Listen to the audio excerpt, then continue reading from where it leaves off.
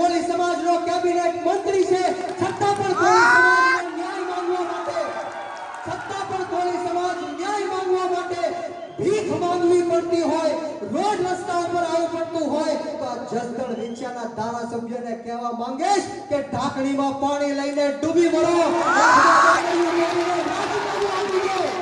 શું નથી કર્યું આ સમાજે તમારી માટે? તમને ચૂંટણીઓ જીતાડવા માટે બહેનો દીકરીઓએ ઉપવાસ કર્યા, પગપાળાઓ કર્યા, માનતાઓ માની. આ વડીલોએ તમારી માટે રાત દિવસ એક કરીને તમને ચૂંટણીઓ જીતાડી, છતાં પણ તમે આ સમાજ સાથે વિશ્વાસઘાત કર્યો, આ સમાજ સાથે તમે ગદ્દારી કરી.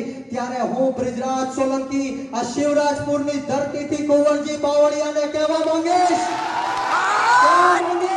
કે જો તમારી સરકાર તમારું ન ગાંઠતી હોય, તમારી સરકાર તમારું ન સાંભળતી હોય, તો તમારી પાર્ટીનો ખેસ ઘરે મૂકીને આંદોલન કરવા માટે આવી જાઓ. હું પાર્ટીનો ખેસ ઘરે મૂકીને તમારી સાથે આંદોલન કરવા માટે તૈયાર છું. આ 92 જણા ઉપર જે ખોટા કેસો થયા છે, આ ઘનશ્યામભાઈ રાજપુરાના જે હત્યારાઓ છે એ ખુલ્લેઆમ ફરે છે.